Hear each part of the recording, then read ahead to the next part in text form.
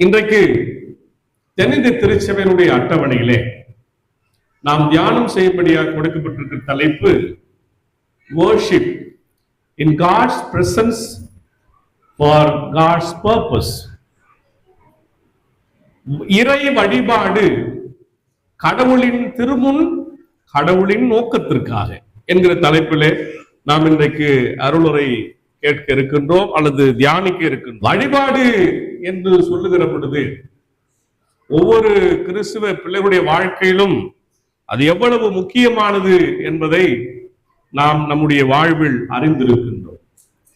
வழிபாடு என்று சொல்லுகிற பொழுது ஏதோ பாடல்களை மாத்திரம் பாடுவது, இசைகளை மாத்திரம் இசைப்பது, உணர்ச்சிகரமாக உச்ச நிலைக்கு செல்லுவது அது மாத்திரம் அல்ல. மாறாக அது கடவுளை சரியாக பார்க்கிற ஒரு தரிசனம், கடவுளை நம்ம சரியா பார்க்கறதுக்கான ஒரு வாய்ப்பு. நம்ம கடவுளை பார்க்கறதுக்கு வருகிறோம், தரிசனம் செய்வதற்கு வருகிறோம். அதனாலதான் இது வழிபாடு என்பது ஒரு தரிசனம். கடவுளை தரிசிக்கிறதுக்கு நாம் வருகிறோம், பார்க்க வருகிறோம்.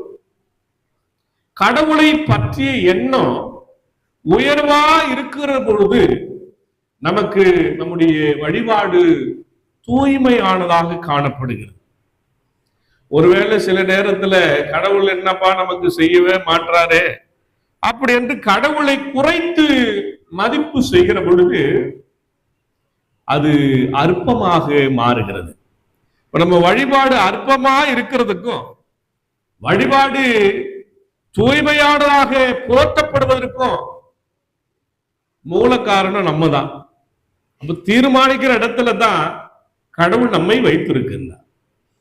நிறைய பேருக்கு வழிபாடு எப்படி இருக்குன்னா என் வேலைக்கு பிறகுதான் வழிபாடு என்று இல்லை. ஆனால் என்ன சொல்லுகிறார்கள், வழிபாடு முதன்மையில் வைக்கப்பட வேண்டும். முதல்ல கடவுள், அப்புறம் தான் மற்ற பணிகள் என்கிற நிலையிலே நம்ம இருக்க வேண்டும். இன்னைக்கு நிறைய கிறிஸ்தவ மக்களுடைய வாழ்க்கையில எப்படி இருக்குன்னா இது தலைக்கீழா இருக்கு. அவருடைய பணிகளும் ஜாப்ஸ், அவருடைய திட்டங்களும் plans, the jobs and plans சொல்லுவோம் இல்லையா, நம்முடைய வாழ்க்கையில வேலைக்கு போறது, சம்பாதிக்கிறது, வாழ்க்கையில ஒரு இடத்துக்கு போறது, இதுதான் இன்றைய காலகட்டங்கள்ல அநேக மக்களுடைய வாழ்க்கையில முதன்மையா வைக்கப்படுகிறதா இருக்கிறது.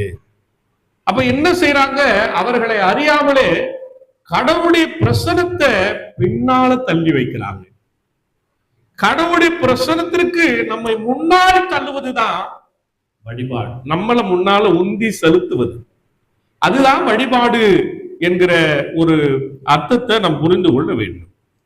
கடவுள் நம்மை வேலைக்காரர்களாக மாற்றும்படி அல்ல, அதாவது போறது, வேலை போறது, சம்பாதிக்கிறது அப்படின்னு மட்டும் இல்லை, வழிபடுவராக மாற்றும்படிதான் கடவுள் நம்மை மீட்டார். நம்மளை எதற்கு ரட்சித்து வைத்திருக்கிறார்? நம்ம ரட்சிக்கப்பட்ட தேவஜனம் இல்லையா? நம்ம ஏன் ரட்சித்து இருக்கிறார்னா, நான் ரட்சிக்கப்பட்டது ஆண்டவரை வழிபடுவதற்காக, ஆண்டவரை மகிமைப்படுத்துவதற்காக.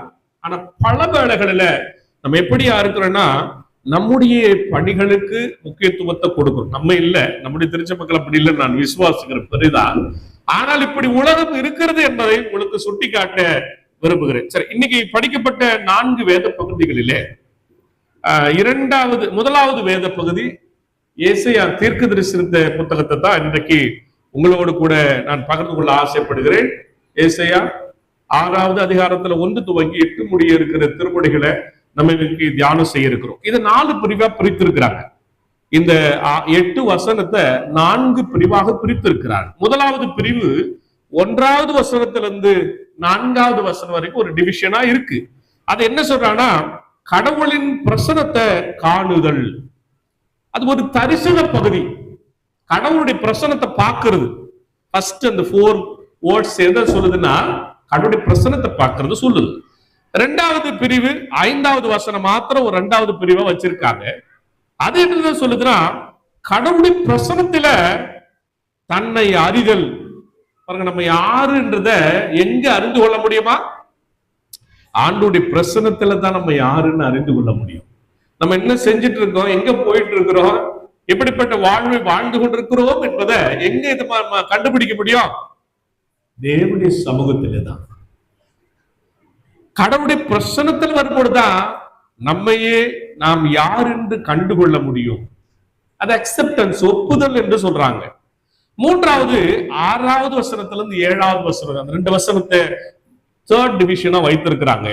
அது கடவுளின் கிருபையால் சுத்திகரிக்கப்படுதல அது குறிக்கின்றது. கடவுளுடைய கிருபையினால நம்ம யாருன்னு முதல்ல ஆண்டுடைய சமூகத்துல வந்து அறியும் பொழுது ஆண்டவர் நம்ம எப்படி என்ன செய்யறாரா, நம்மை சுத்திகரித்து அனுப்புகின்றார். கடைசி பகுதி 8வது வசனம், கடவுளுடைய நோக்கத்திற்கு பதிலளித்தல். கடவுள் சுத்திகரித்துட்டாரு, நம்ம யாருன்னு தெரிஞ்சிருச்சு, ஆண்டவரை பார்த்துட்டோம், கடைசி என்ன நடக்கும்? அவருடைய நோக்கத்துக்கு நம்ம ஏதாவது செய்யணும். அப்ப அது வந்து அப்பாயின்மெண்ட்னு சொல்றாங்க, நியமனம் செய்யறாரு ஆண்டவர். சோ முதல்ல தரிசனத்தை கொடுக்கிறாரு, 2வது நம்ம ஆண்டவரோட கரத்தில் நம்ம யார் என்று வந்து ஒத்துக்கொள்ள செய்கிறாரு, 3வது நம்மை அதனால ஒத்துக்கொள்வதன் வழியா நம்ம சுத்திகரிக்கிற கடவுளா இருக்கிறார், நிறைவா நம்மை நியமனம் செய்கிற ஆண்டவரா இருக்கிறார். இதுதான் இந்த 4 பகுதியா இந்த வசனத்தை 1 துவங்கி 8 முறை இருக்கிற வசனத்தை நம்ம பிரிச்சிட்டோம். இதை நீங்க மனதில் வைத்துக் கொண்டு என்னுடைய அருளுடைய கேட்கணும்னு உங்களை அன்பா கேட்டுக்கொள்கிறேன். இந்த பகுதி ஒரு தீர்க்க தரிசன அழைப்பு வரலாறு அப்படின்னு சொல்றோம். என்னது இது? ஒரு தீர்க்க தரிசியை அழைக்கின்ற ஒரு பகுதி, ஒரு வரலாறு இதுல குறிக்கப்பட்டிருக்கிறது. ஆனா இது வரலாறு மட்டும் இல்லை, வெறும் வரலாறு மட்டும் இல்லை, இது உண்மையான வழிபாடு என்றால் என்ன என்பதற்கான ஒரு வேதாகம மாதிரி என்று சொல்றாங்க. இட் இஸ் எ பேட்டர்ன், ஒரு பேட்டர்ன் வைத்திருக்காங்க, ஒரு மாதிரி, ஒரு மாடலை வச்சிருக்காங்க. என்ன மாடல்? வர்ஷிப்னா என்ன அப்படி என்று கற்றுக்கொள்வதற்கு ஒரு மாடல். இப்ப நான் அதெல்லாம் உங்களுக்கு சொல்லிக் கொடுக்க போறேன், எப்படி அழைத்தார்னாலும் சொல்ல போறது இல்ல. ஆனா இங்க ஒரு மாடலை, வழிபாட்டுக்கு நம்ம எப்படி வழிபடணும் அப்படின்ற ஒரு மாடலை செட் பண்ணி வச்சிருக்காங்க. அதை நாம இந்த நேரத்துல கற்றுக்கொள்ள நாம் இருக்கின்றோம். இந்த பகுதியுடைய தலைப்பு நமக்கு சொல்வது என்ன? வழிபாடு கடவுளின் பிரசன்னத்தில் ஆரம்பிக்கிறது. வழிபாடு எங்க ஆரம்பிக்குது? ஆண்டவருடைய பிரசன்னத்துல தான் வழிபாடு ஆரம்பிக்கும். கவனிங்க, வழிபாடு எங்க ஆரம்பிக்கும்? எல்லாரும் வாயில இருந்து சொல்லணும், எங்க ஆரம்பிக்கும்? கடவுளுடைய பிரசன்னத்தில் ஆரம்பிக்கின்றது. கடவுளின் நோக்கத்துல தான் அது முடிவடையும். ஒரு இடத்துல தொடங்கினா ஒரு இடத்துல முடியணுமா சாந்தன? ஒரு இடத்துல தொடங்கினா ஒரு இடத்துல முடிக்கணுமா இல்லையா? அது தொடங்குது, எங்க தொடங்குது? ஆண்டவருடைய சமூகத்துல தொடங்குது. அப்ப எங்க முடியுது? வழிபாடு முடியணும். வழிபாடு எங்க முடியும்? அவர் நோக்கத்தை நீங்களும் நானும் நிறைவேற்றுகிற பொழுதுதான் அது முடிவடையும். அப்படின்னா என்ன அர்த்தம்? லைஃப் லாங் இந்த வர்ஷிப்ன்றது நம்ம வாழ்வோடு வாழ்வியலோடு இணைந்திருக்கிற ஒன்று. சர்ச்சைக்கு வந்து இங்க வழிபாடு செஞ்சுட்டு போயிடுறதோட இல்ல, நீங்க வேலை செய்யற இடங்களிலே, நீங்க செல்லுகிற இடங்களிலே, நீங்க எங்கெல்லாம் இருக்கிறீர்களோ அங்கெல்லாம் இந்த வழிபாடு உங்களோடு இருந்து கொண்டே இருக்கிறது. அப்படின்னா என்ன? நீங்க தேவ சித்தத்தை, கடவுளுடைய சித்தத்தை நிறைவேற்றுகிற வரைக்கும் இந்த வழிபாடு தொடர்ந்து கொண்டே இருக்கும் என்பதே இதனுடைய பொருளாக இருக்கிறத நான் பார்க்கின்றேன். இப்ப கடவுளுடைய பரிசுத்தத்தை முதல்ல காணாம மனிதனின் பாவத்தையும் கடவுளின் ரட்சிப்பையும் சரியாக புரிந்து கொள்ள முடியாது என்பது இந்த பகுதி சுட்டி காட்டுகிறது. இந்த பகுதி என்ன நமக்கு சொல்ல வர்ற செய்தி என்ன தெரியுமா? முதல்ல நம்முடைய பாவத்தை நம்ம புரிந்து கொள்ளணும்னா, நம்முடைய பிழைகளை. 2வது கடவுள் நம்ம ரட்சித்தத்தை புரிந்து கொள்ளணும் அப்படின்னா, நிறைய நேரத்துல அந்த நம்ம ரட்சிக்கப்பட்டதை குறித்து சிந்திக்கிறது இல்லை, அப்படிதானே? அதை சிந்திக்க வேண்டும், பல நேரங்களில சிந்திக்க வேண்டும். நான் ஆண்டவருடைய பிள்ளை, நான் ஆண்டவர் என்னை ரட்சித்திருக்கிறார், நான் ரட்சிக்கப்பட்ட தேவ ஜனம் என்பதை அவ்வப்போது நம்ம என்ன செய்யணுமா? நினைத்து பார்க்க வேண்டும். அப்ப இதை 2த்தையும் புரிஞ்சுக்கணும், அண்டர்ஸ்டாண்ட். இதை 2த்தையும் புரிஞ்சுக்கணும்னா கடவுள் அவருடைய பிரசனத்துல பரிசுத்தத்தை பார்க்கிற ஒரு அனுபவம் நமக்கு கிடைக்கப்பெற வேண்டுமா இருக்கின்றது. இப்போ ஒரு கேள்வி ஒண்ண நான் உங்க முன்னால வைக்க விரும்புகிறேன். ஏன்னா இந்த பகுதியினுடைய 1வது வசனம் அப்படி இருக்கு. இந்த பகுதி ஸ்டார்ட் பண்ற இடத்துல ஒரு வசனத்துல எப்படி தொடங்கி இருக்காங்க, எப்படி தொடங்கியாங்க படிங்க. உசியா ராஜா மரணமடைந்த வருஷத்தில், போதுங்க சகோதரி, உசியா ராஜா மரணமடைந்த வருடத்தில் அப்படின்னு தொடங்கி இருக்கிறதுனால எனக்கு ஒரு கேள்வி ஒன்று பிறக்கிறது. என்ன கேள்வி? ஏன் தொடங்கும் போது மரண செய்தியை வைத்திருக்கிறார்? அதுவும் யாருடைய மரண செய்தி? உசியா மன்னருடைய மரண செய்தி அங்கே பதிவு செய்து இருக்கிறத நம்ம பார்க்கின்றோம். ஏன் அப்படி ஸ்டார்ட் பண்ணணும்? இப்படி நம்ம பார்க்கணும். இல்ல பைபிளை படிக்கும்போது அப்பப்போ இப்படி எல்லாம் கேளுங்க, தப்பு கிடையாது. அப்பனா ஏதாவது ஒரு விடை கிடைக்கும். எதற்காக இப்படி ஒரு ஸ்டார்ட் அப்ப இங்கே தீர்க்கதரிசி வைத்திருக்கிறார்?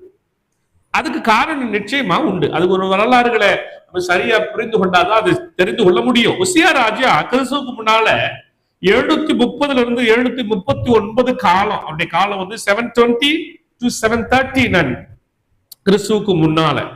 அப்போ சுமார் 52 ஆண்டுகள் அவர் அரசரா பணியாற்றிருக்கு. அவருடைய ஆட்சி காலம் யூதாவின் ஒரு பொற்காலம் என்று அழைக்கிறாங்க. இந்த மன்னருடைய ஆட்சி காலம் ஒரு பொற்காலம் என்று போற்றுகிறார்கள். ஏன்னா செழிப்பும் வளமையும் நிறைந்த காலமா இருந்துச்சு அப்படின்னு 2 நாளாகவும் 26:8 பதிவு செய்திருக்கிறத நம்ம பார்க்கலாம். ஒருவேளை வீட்டுக்கு படிங்க. உசியா பொதுவா ஒரு நல்ல ராஜா. ராஜா வரலாற்றுல பார்க்கிற பொழுது ரொம்ப நல்ல ஒரு அருமையான ஒரு மனுஷன். ஆலயத்திற்குள்ள போய் ஒரு சின்ன தப்பு ஒண்ணு பண்ணிட்டார். என்ன பண்ணிட்டாருன்னா, அவர் போய் தூபம் காட்டுறதுக்கு முயற்சி செய்து விட்டார். அந்த காலத்துல ஆசாரியர்கள் தான் அந்த பணியை செய்யணும், அரசர்கள் செய்யக்கூடாது.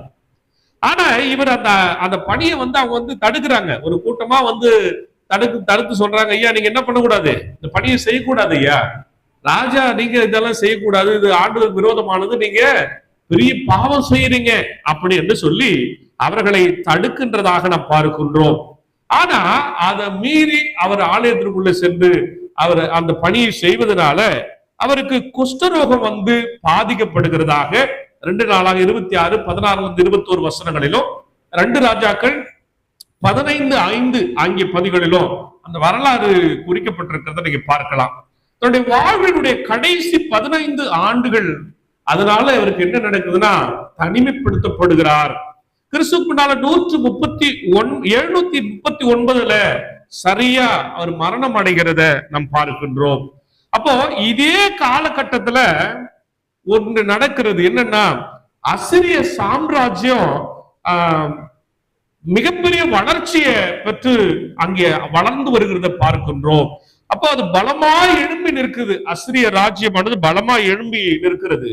இது யூதாவுக்கு எதிர்காலத்துல பெரிய அச்சுறுத்தலா மாறப்போகுது. இப்ப யூதாவை பத்தி பேசிட்டு இருக்கோம், யூதா மன்னுடைய அரசரை பத்தி பேசிட்டு இருக்கோம், அவரு மரணம் அடைகிற செய்தியை பத்தி பேசுறோம். அதனால அசிரியா எதிரில வளர்ச்சி அடைகிறத பத்தி பேசுறோம். இப்ப பயம் வருகிறது மக்களுக்கு. யூதா மக்கள் நடுங்குகிறார்கள், என்ன செய்யறதுன்னு தெரியல.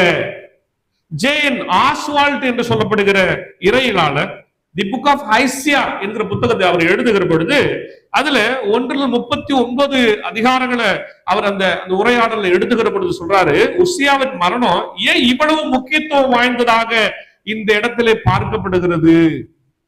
உசியாவுடைய மரணத்தை நம்ம ஸ்டார்ட் பண்ண ஒரு கேள்வி கேட்டு ஏன் மரணத்தோடு தொடங்குறான்னு சொல்ல இல்லையா. இந்த ஜேன் ஆஸ்வால்ட் சொல்றாரு, ஏன் அவருக்கு அவ்வளவு இம்பார்ட்டன்ஸ் கொடுத்திருக்கிறாங்க என்று பார்க்கிற பொழுது ஒரு உண்மை அதிலே வருகிறத நம்ம கவனிக்க வேண்டும். அது ஒரு நல்ல ராஜா. அவர் நான் சொன்னேன், ராஜாவின் மேல மக்களுக்கு ரொம்ப அதிகமான நம்பிக்கை இருந்துச்சு. ஒரு நீண்ட நெடுநாள் அவர் பணியாற்றிட்டார். ஒரு 52 வருஷம் மக்களோடு இருந்தார். நல்ல ஆட்சி கொடுத்துட்டாரு. தமிழ்நாட்டில் கூட நல்ல ஆட்சி கொடுத்து கொண்டு வந்த காலம் அப்படின்னு பார்ப்போம் இல்லையா. திடீர்னு ஆட்சி மாற்றம் வந்தா நம்ம என்ன செய்வோம்? என்ன செய்யறீங்க நீங்கெல்லாம்? ஒரு யோசிப்பேன் இல்லையா? அப்படி யோசிக்கிற நிலையில யாரு இருக்காங்க? எந்த மக்கள் இருக்கிறாங்க? அவள மாதிரி யார் இருக்கிறாங்க? யார பத்தி பேசுனீங்க? ஆமா, என் பிரசனத்தை கொஞ்சம் ஃபாலோ பண்ணணும். நீங்க நாமாட்டு பேசினா நல்லா இருக்காது. எந்த மக்களை பத்தி பேசி கொண்டிருக்கிறேன்? யூதயா மக்களை பத்தி பேசுறீங்க, யூதா மக்களை பத்தி பேசிட்டு இருக்கேன், சரியா? சரி, இப்போ இங்க என்ன நடக்கிறது? அந்த அரசர் மறித்துவிட்ட சமயத்துல ஒரு நம்பிக்கை வைத்துக் கொண்டிருந்தாங்க, இவர் தான் நம்மளை காப்பாத்துவாரு அப்படின்னு நினைச்சிட்டு இருந்தாங்க. திடீர்னு அவரும் இறந்து போனாரு. இப்போ இந்த சூழல்ல, இப்படி மரணம் அடைந்திருக்கிற இந்த சூழல்ல அசிரியா அவங்களை தேடி வருகிறது, அவர்களுக்கு எதிராக வருகிற இந்த நிலையில இவரும் மரணம் அடைஞ்சாரு. இப்ப யாருமே உதவுறதுக்கு இல்லையே, வேற அரசு நமக்கு உதவி பண்றதுக்கு இல்லையே அப்படின்னு ஒரு கான்செப்ட்ல, அப்படி ஒரு குழப்பத்துல மக்கள் இருக்கின்ற இந்த சூழ்நிலையில தான் கவனிங்க, ரொம்ப முக்கியமானது, ஒரு அரசர் இறந்துட்டார். இப்போ எதிரில் ஒரு எதிரி நாடு வரா, என்ன பண்றதுன்னு தெரியல, மக்கள் தத்தளித்து கொண்டிருக்கிற ஒரு சூழல். இப்ப ஆஸ்வால்ட் சொல்றாரு, இந்த மாதிரி ஒரு கண்டிஷன் வரணும். எல்லாம் புரிஞ்சுங்க. சில நேரத்துல எல்லாம் அப்படியே அழகா போயிடுச்சு, நம்மளுக்கு என்ன பண்ணாது, பக்தி வராது. ஆமா தானே? அப்பப்போ கொஞ்சம் கஷ்டம் வரணும். அப்படியே போயிட்டுச்சுன்னா ஒரே கீர்ல போனா என்ன பண்ண, போய் சேர முடியாது. கொஞ்சம் வேகப்படுத்தணும், கொஞ்சம் குறைக்கணும், அப்பதானே சரியா விதமா போக முடியும். அப்படிதானே? இங்க கூட என்ன, அந்த மன்னர் மறித்த பொழுது எல்லாம் திடுக்கிட்டு போய் நிற்கிறாங்க. இப்பதான் ஹீரோ இன்ட்ரோடக்ஷனே வருது. எந்த ஹீரோ இன்ட்ரோடக்ஷன்? ராஜாதி ராஜா கர்த்தாதி கர்த்தனுடைய ஆண்டவருடைய இன்ட்ரோடக்ஷன் இங்கதான் ரொம்ப அழகா வைத்திருக்கு. என்ன சொல்றாரு தெரியுமா ஆஸ்வால்ட்? அத்தகைய நேரங்களில் தான், யாருமே வர முடியாத ஒரு நேரத்துல தான் கடவுள் தம்மை இன்னும் தெளிவாக வெளிப்படுத்த முடியுமா. எல்லாம் கவனி கவனி கவனி, முக்கியமானது. ரொம்ப கஷ்டமான சூழல் இருக்குல்ல, அது நீங்க நானும் எப்படி பார்ப்போம், சில நேரத்துல கடவுளே இல்லைன்ற நிலைமையில பார்ப்போம் சில நேரத்துல. அப்படி இல்லையா? ஜேன் ஆஸ்வால்ட் என்ன சொல்றாருன்னா, அந்த மாதிரி சூழ்நிலை தான் கடவுள் நம்முடைய சமூகத்தில், நம்முடைய வாழ்க்கையில அவருடைய பிரசனத்தை ரொம்ப தெளிவா காட்டுறதுக்கு முயற்சி செய்வாராம். இப்ப ஆண்டவருடைய பிரசனத்தை இங்கே முழுவதுமாக வெளிப்படுத்துறதுக்கு கடவுள் முயற்சி செய்கிறார். யாரும் இல்லைன்னு நினைக்கும் போதுதான் ஆண்டவர் வாழ்க்கையில வெளிப்படுவார். அல்லேலூயா. என்னால முடியல நீ சொல்ற வரைக்கும் காத்துட்டே இருப்பாரு. நீ சொல்லி பாரு, கர்த்தர் பக்கத்துல நின்று கொண்டிருப்பார். இல்லையா? உன்னால முடியாத போது உன்னை முடிய வைக்க, உனக்கு பலத்தை கொடுக்க உன்னோடு கூட நம்முடைய தேவன் நிற்பார். இங்க யூதாவுக்கு அதுதான் நடைபெறுகிறது. அப்படி ஒரு பெரிய அதிசயத்தை தான் இந்த பகுதியில நம்ம பார்க்கின்றோம். இந்த மக்களுடைய நிலைய, அவங்களுடைய நிலையான இந்த உலகத்துல, நிலையில்லாத இந்த உலகத்துல, ஆதரவில்லாத இந்த சூழ்நிலையில தான் ஏசாவுடைய கண்கள், ஏசாயா தீர்க்கதரிசியுடைய கண்கள் ஒரு நிலையான பரம ராஜாவை காண்பதற்கு திறக்கப்பட்டது. நம்ம கண்ணால சில நேரங்களில் இப்படிப்பட்ட அதிசயங்களை பார்க்க கடவுள் நமக்கு கிருபை கொடுப்பார். ஏசாயா தீர்க்கதரிசிக்கு கொடுத்தார் அல்லவா? இன்றைக்கு 2026 உங்களுக்கும் எனக்கும் அந்த அதிசயத்தை காணும்படியான கண்களை திறந்து காண்டவர் கொடுப்பார் என்று சொல்லி நான் விசுவாசிக்கிறேன். ஒரு பூமிக்குரிய ராஜா இறந்து போயிருக்கிறாரு. இப்ப என்னமா நடக்குது? வசனம் அழகா சொல்லி இருக்கு, பரலோக சிங்காசனத்துல மகாராஜா அமர்ந்திருக்கிறார் என்று வசனம் எழுதியிருக்காங்க. இருக்கா இல்லையா? உங்க பைபிள் இருக்குதா இல்லையா? தயவு செய்து படிங்க. முக்கியமான வசனம் அம்மா, முக்கியமான வசனம். ராஜா இறந்துட்டாரு, பயந்துட்டு இருக்கு ஜனம். அப்பதான் இந்த வசனத்தை, காட்சியை கண்டு அவர் எழுதுகிறாரு. என்னென்ன எழுதியிருக்காரு? என்னென்ன எழுதியிருக்காரு? முதல்ல இருக்கு அம்மா, என்னென்ன எழுதியிருக்காரு? சிங்காசனத்துல, முதல் வசனத்துல இருக்கு. இருக்கா இல்லையா? சிங்காசனத்துல உன்னதமான ஆண்டவர் அமர்ந்து கொண்டிருக்கின்றார். ஆனா ஒரு மாற்றங்கள் இருக்கு. அதை மட்டும் சொல்லி நான் முடிக்க போறேன். அவர் உட்கார்ந்து இருக்க போது ஒண்ணு நடந்திருக்கு. என்ன நடந்துச்சு? இது என்ன நடந்துச்சு என்ன கேட்டா எப்படி ஏன் தெரியும்? நான் அப்ப இல்லையே ஏசாயா தீர்க்கதரிசி காலத்துல. அப்படியா? பைபிள்ல தான் எழுதிருக்கு. வஸ்திர தொங்கலால், அழகா சொல்றீங்க. அப்படின்னா என்ன? வஸ்திர தொங்கலால் தேவாலயம், ஐசகண்ண, வஸ்திர தொங்கலால் தேவாலயம். ஜோதி என்ன என்ன அப்படின்னா? சகோதரா மைக்கேல் என்ன அப்படின்னா? வஸ்திர தொங்கலால தேவாலயம் நிறைந்திருது. அப்படி என்னன்னு கேட்கிற ஒரு ஆள் சொல்றீங்களா நீங்க? அல்லேலூயா. என்ன அழகா சொல்ல, மகிமை அப்படி இருந்துச்சா? இப்ப நீங்க கூட தொங்க விடுகிறீங்க. வஸ்திர தொங்கலால ஆலயம் நிறைந்து இருக்கிறது. சரி, நான் இப்ப உங்களுக்கு தொங்கல் என்றால் என்ன, அந்த தொங்கல்னா என்ன, எதை வஸ்திர தொங்கலால நடந்துச்சு தானே இருக்கு. அப்படின்னா என்ன? நிறைய பிரசங்கி பாருங்க ஒரு கதையை சொல்லிட்டு இருக்காங்க. கதை நான் சொல்றேன், கதை அது நிஜம் இல்லை. நானும் கூட அந்த கதைக்கு எதுனா ஆதாரம் இருக்குமான்னு சொல்லி, நான் ஆதாரம் எல்லாம் எதுவும் சொல்றது இல்ல, ஆதாரம் இருக்குமான்னு சொல்லி பல இடத்துல தேடி தேடி பாக்குறேன். ஒரு ஆதாரமும் எனக்கு கிடைக்கல. உங்களுக்கு கிடைச்சதுன்னா சொல்லுங்க. வரலாறுகளை புரட்டி எல்லாம் பார்த்தேன், எங்கன்னா இருக்கா? கல்வெட்டு எதுனா இருக்கா? இல்ல. புத்தகத்துல அதுவும் இல்லை. அந்த கதை என்னன்னா, இந்த தொங்கலை குறித்த ஒரு கதை.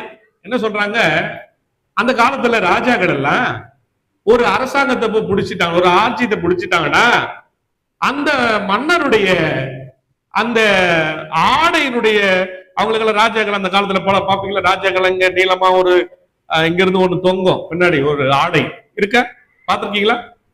நம்மள நாடகத்துல நம்ம பிள்ளைங்கள்லாம் கட்டிட்டு வச்சிருப்பாங்க, நீ பார்த்திருப்பீங்க. அது என்னன்னு தெரியாது, நம்ம பார்த்துட்டு இருப்போம்.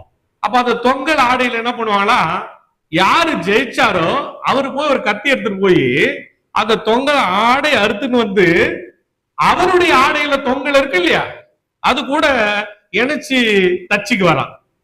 அப்படின்னா என்ன அர்த்தம்னா, நான் தான் பெரிய ஆளு, நான் ஜெயிச்சவன், நீ தோத்தவன் அப்படின்னு அர்த்தமா.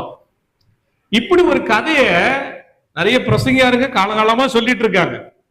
பைபிள்ல இப்படி ஒரு காட்சி ஒன்று இருக்கிறது. என்ன காட்சி? உங்களுக்கு டக்குன்னு புரிஞ்சிட்டு இருக்கு நான் நினைக்கிறேன், நான் விசுவாசிக்கிறேன். என்ன காட்சி? தாவீது சவுலுடைய வஸ்திரத்தின் ஓரத்தை என்ன பண்ணிருப்பாரு? நான் கூட நிறைய நேரத்துல யோசி, எதுக்குமா ஒண்ணு அந்த வஸ்திரத்தை எடுத்துன்னு போய் நான் யூஸ் பண்ணிருக்கலாமே இல்லையா? துணியெல்லாம் ஒரு துணி எடுத்துன்னு போய் என்ன பண்ணிக்கலாம், போட்டு இருந்திருக்கலாம். ராஜா பேர் இருப்பார், நான் ராஜான்னு சொல்லியிருக்கலாம். ஆனா ஓரத்தையா அறுத்துன்னு போனோம். இப்படி ஒரு கதை இருக்குது. என்ன கதை? வஸ்திரத்து ஓரத்தை எடுத்துக்கினா அவர் பெரிய ஆளுன்னு அர்த்தம், வெற்றி பெற்றவன் அர்த்தம். அப்படி ஒரு அடையாளம் பிறக்கும் அப்படின்னு ஒரு கதை ஒன்று அக்காலகட்டங்கள்ல இருக்கிறது. ஆனா அது கதை என்னது? அவ்வளவு கதை தான். கதையில நிஜம் இல்லை. கதையில ஏதாவது அறம் இருந்தா, நீதி இருந்தா நம்ம எடுத்துக்கொள்ளலாம். சரி, இந்த தொங்கலை குறிப்பிட்டது தற்செயலானது இல்லை. அதை முதல்ல உங்களுக்கு சொல்லிடுறேன். தொங்கலால் ஆலயம் நிறைந்திருந்தது எழுதியிருக்காரு இல்லையா, அது தற்செயலா சும்மா அப்படி எழுதிட்டு இல்லை. அதை முதல்ல நம்ம அண்டர்ஸ்டாண்ட் பண்ணிக்கணும். அது வேண்டும் என்று வடிவமைக்கப்பட்ட ஒரு இலக்கிய வேலைப்பாடு, ஒரு இறையியல் வேலைப்பாடு. வேணும்னே அதை வச்சிருக்கிறார். யாரு? ஏசாயா. தொங்கல் ஆலயத்தை நிரப்பியது என்பது உண்மை. ஆமாவா இல்லையா? பைபிள் இருக்கு.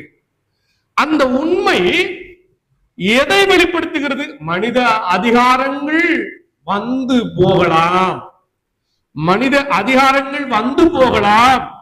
கடவுளின் சிங்காசனம் ஒருபொழுதும் காலியாகாது. மன்னர்கள் இல்லைன்னா இங்க என்ன ஆயிடும்? சீட்டு காலி ஆயிடும். ஆனா அவரு என்ன பண்ண மாட்டாரு, அவரு சீட்டு என்னைக்கு காலியா இருக்காது. மன்னர், மன்னாதி மன்னர், நம்முடைய ஆண்டவர். அந்த சிங்காசனம் ஒரு நாள் அசைக்கு பார்க்க முடியாத ஒரு சிங்காசனம், காலியாகாத ஒரு சிம்மாசனம், அசைக்க முடியாத ஒரு சிங்காசனம் என்பதை நமக்கு அது நினைவூட்டுகிறது. யாத்திராகமத்துல 32வது அதிகாரத்துல 20வது வசனத்தை நீங்க பார்த்தீங்கன்னு சொன்னா, கடவுள் மோசே கிட்ட சொல்றாரு, நீ என் முகத்தை பார்க்க மாட்ட, ஒரு மனுஷனும் என்ன பார்க்க முடியாது, அப்படி பார்த்தா என்ன பண்ணிடுவான், உயிரோடு இருக்க முடியாது அப்படி என்று அந்த தகவல் அங்கே எழுதப்பட்டிருக்கிறது. அதனாலதான் ஏசாயா கூட இங்க என்ன பண்றாரு, கடவுளுடைய முகத்தையோ உருவத்தையோ அவர் விவரிக்கல. அவதான கவனிங்க, இந்த இடத்துல ஏசாயா எழுதும் பொழுது அவருடைய முகம் இப்படி இருந்துச்சு, அவருடைய உருவம் இப்படி இருந்துச்சு எழுதியிருக்காரா? இல்ல. ஏன் எழுதல? ஏன்னா வசனம் தெளிவா சொல்லுது, அவரை யாரும் பார்க்க முடியாதுன்னு இருக்கு. அப்படித்தானே? சோ அதனால என்ன சொல்ற, புத்திசாலித்தனமா ஒரு இலக்கிய உத்தி அவருக்கு பயன்படுத்துற, ஒரு யுக்தி, ஒரு டெக்னிக்கை ஃபாலோ பண்றார், ஒரு லிட்டர்ஜிக்கல் ஒரு டெக்னிக்கல் ஒன்றை இங்கே ஒரு புத்திசாலித்தனமா பயன்படுத்துறார். எப்படின்னு பாருங்க, கடவுளுடைய முகத்தையும் உருவத்தையும் சொல்லாம அவர் என்ன சொல்றாருன்னா, அவருடைய அங்கியின் தொங்கலை மட்டும் அவர் இங்கே எக்ஸ்பிளைன் பண்றாரு. கடவுளுடைய அங்கி தொங்கி அங்கே காணப்படுகிறது, வஸ்திரம் அங்க தொங்க காப்பட்டிருக்கிறது. அப்ப ஆண்டவருடைய தொங்கலின் ஒரு சிறு பகுதியே இவ்வளவு பெரியது என்றால், அவர் சொல்ல விரும்புகிற கருத்து என்னன்னா, அவருடைய தொங்கலுடைய ஒரு சிறு பகுதியே இவ்வளவு பெரியது என்று சொன்னால், முழுமையான கடவுளுடைய பிரசனம் எவ்வளவு பெரியதாக இருக்கும் என்கிற ஒரு கேள்விய இன்னைக்கு உட்கார்ந்து இருக்கிற உங்களுக்கு மனசுல வரணும். பைபிளை படிக்கிற ஒவ்வொரு தேவனுடைய பிள்ளையுடைய மனசுலயும் வரணும். கடவுள் பெரியவர், இந்த உலகத்துல அவரை விட பெரியவர் யாரா இல்லைன்ற ஒரு செய்திய அவருடைய அந்த விளிம்பில் இருக்கிற ஒரு சிறு துணி கூட சொல்லுகிறது என்கிற செய்தியை தான் ரொம்ப இலக்கிய நயத்துல ரொம்ப அழகா இங்கே அவர் சொல்ல விரும்புகிற செய்தியாக நான் பார்க்கின்றேன்.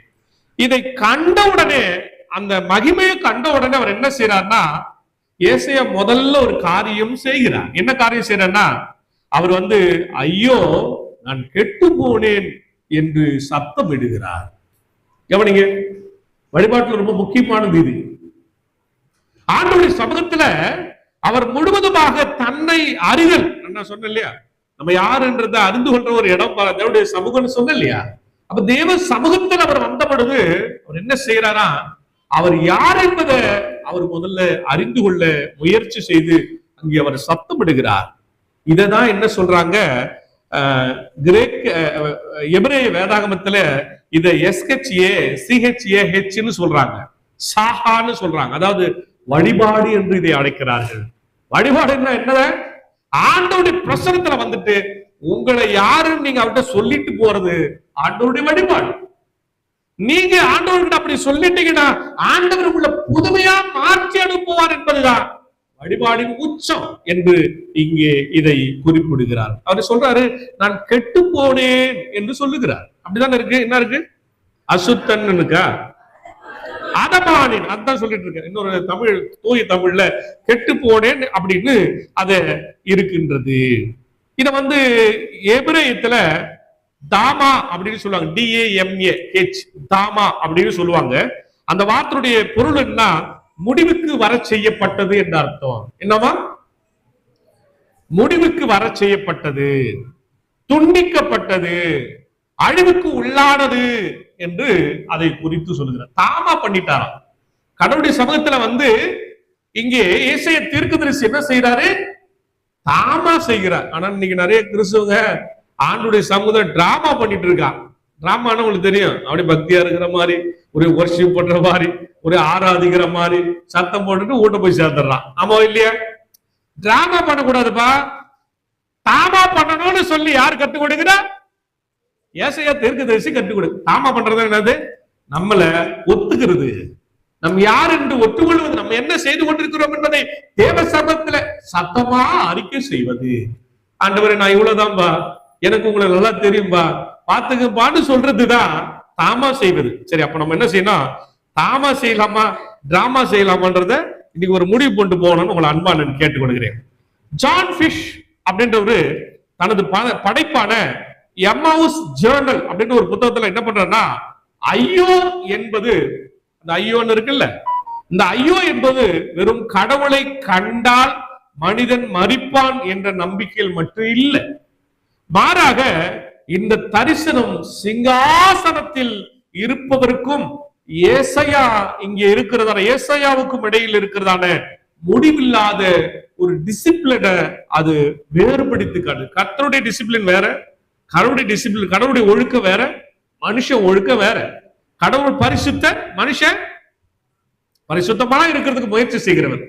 நான் கரெக்டா சொல்றேன்ல, கடவுள் பரிசுத்தர், மனிதன் பரிசுத்தமா இருப்பதற்கு தேவ சமூகத்தை அப்பப்ப வந்து அங்கே ஆண்டுடைய சமூகத்துல நின்று விட்டு செல்லுகிற ஒருவன் என்பதுதான் அவருடைய படைப்புல அவர் எழுதுகிறார். அப்ப இயேசு தன்னை கர்த்தருடைய முடிவில்லாத பரிசுத்தத்தின் வெளிச்சத்துல தன்னை பார்த்து கொள்கிறார். நீங்க கண்ணாடி பார்த்துட்டு வந்தீங்கன்னா என்ன நேரம் இன்னைக்கு பார்த்துருப்பீங்க நினைக்கிறேன்.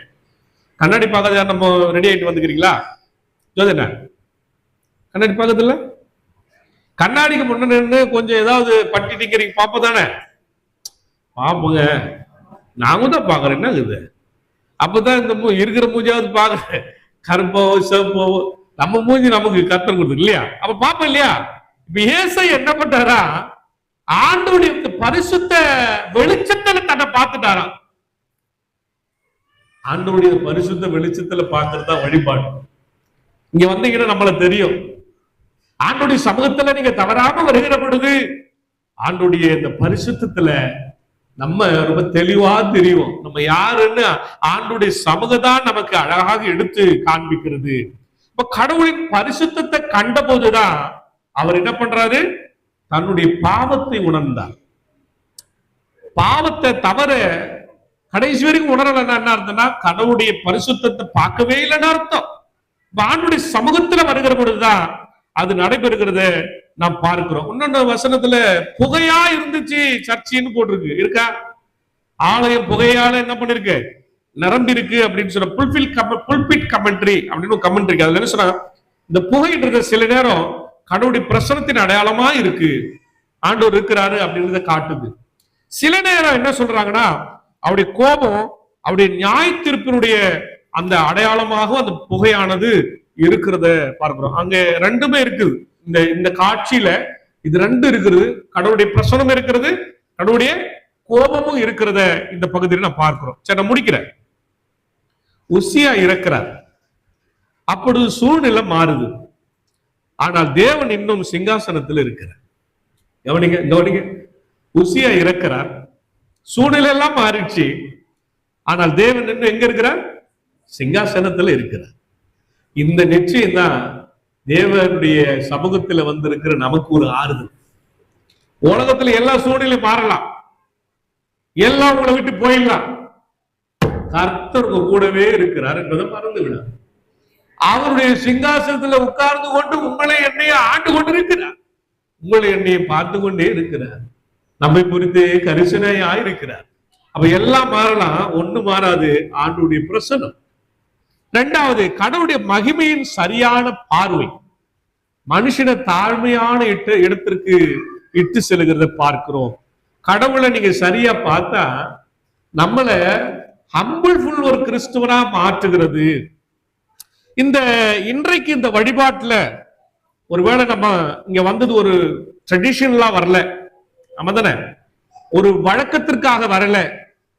ஆனா இங்க ஒரு திருத்தமான எச்சரிக்கை நமக்கு கொடுக்கப்படுகிறது. பிரசனமும் இருக்குது, ஆண்டவருடைய கோபமும் இருக்குது. ஆண்டவருடைய பிரசனம் நம்மளை குணப்படுத்தி அனுப்பும், ஆண்டவருடைய கோபம் நம்மளை அறுவை சிகிச்சை பண்ணி புதுசா மாற்றி அனுப்பும். இந்த ரெண்டு இங்க நடைபெறுகிறத நான் இங்கே பார்க்கின்றேன். ஏசாயா முதல்ல கடவுளை பார்த்த உடனே அவர் என்னை அனுப்புன்னு சொல்ல ஆரம்பிச்சார். என்ன சொன்னாரு, கடவுளை பார்த்துட்டா என்னை அனுப்புன்னு சொல்ற அனுபவத்திற்கு போகணும். அவர் சொன்னாரா இல்லையா? கடைசியா பிடிக்கிறாங்க 8வது அதிகாரத்துல சொல்றாரா இல்லையா, என்னை அனுப்புங்கப்பா. இன்னைக்கு நிறைய கிறிஸ்டியன் இது சொல்றது இல்லை, என்னை ஆசீர்வதிங்கப்பான்னு சொல்லி நிறுத்திடுறோம். ஆசீர்வதிங்க ஆண்டவரே என்று சொல்லுகிற அந்த கிறிஸ்துவனை போல இல்லாம ஏசாயா போல என்னை அனுப்பும் ஆண்டவரே என்று சொல்லுகிற கிறிஸ்துவர்களாக நாம் மாற்றம் பெற வேண்டும். இது ஒரு நல்ல மாடல், இது கிறிஸ்துவர்களுக்கெல்லாம் ஒரு நல்ல மாடல் வர்ஷிப்பா நான் பார்க்கிறேன், ஒரு மாதிரி வழிபாடா பார்க்கிறேன். ஒரு மாடலை செட் பண்ணி வச்சுட்டு போயிருக்காரு ஏசாயா தீர்க்கதரிசி. உங்களுடைய எண்ணெயும் ஆண்டவருக்கென்று செல்லும்படியாக, ஆண்டவருக்கென்று பணியாற்றும்படியாக. அப்போ அவங்க ஊழிய பாரம் எப்படி வந்து நிக்குது பாருங்க. தேவனை கண்ட வியப்பிலிருந்து அது வருகிறது, கடவுளை பார்த்த அந்த ஆச்சரியத்திலிருந்து தான் இந்த கடவுளுடைய இந்த பாரம், ஊழிய பாரம் இங்கே பிறந்து வருகிறது. இன்றைக்கு தேவனுடைய சமூகத்துல வந்திருக்கிற என்னுடைய அருமையான உடன் விசுவாசிகளே, உங்களுக்கு அந்த பாரம் வேண்டுமா? ஆண்டவரை பாருங்க, அவரை இங்க பார்த்தன்ற அனுபவத்துல வந்துருங்க. கடவுளுடைய ஆண்டவரை அனுபவிக்கின்ற கர்த்தரை, அவருடைய பிரசனத்தை அனுபவிக்கிற ஒரு கிறிஸ்தவர்களா நம்ம மாறும் பொழுதுதான் அனுப்பப்படுகிற இடத்திற்கு நம்ம முயற்சி செல்ல முடியும், அல்லது அனுப்பப்படுகிற இடத்துக்கு ப்ரொமோஷன் கிடைக்கும். ப்ரொமோஷன் வேணும் தானே எல்லாருக்கும்? எல்லாருக்கும் ப்ரொமோஷன் வேணும். என்ன ப்ரொமோஷன்? வேலையில ப்ரொமோஷன் வேணும். ஆண்டுடைய சமூகத்திலும் ஒரு ப்ரொமோஷனை கேளுங்க, அது ஒரு முயற்சி பண்ணுங்க, கடவுள் உங்களை ஆசீர்வதிப்பாராங்க. அதுதான் வழிபாடு என்பதை நீங்கள் புரிந்து செயல்பட கர்த்தர் உங்களை ஆசீர்வதிப்பாராங்க. ஆமென்.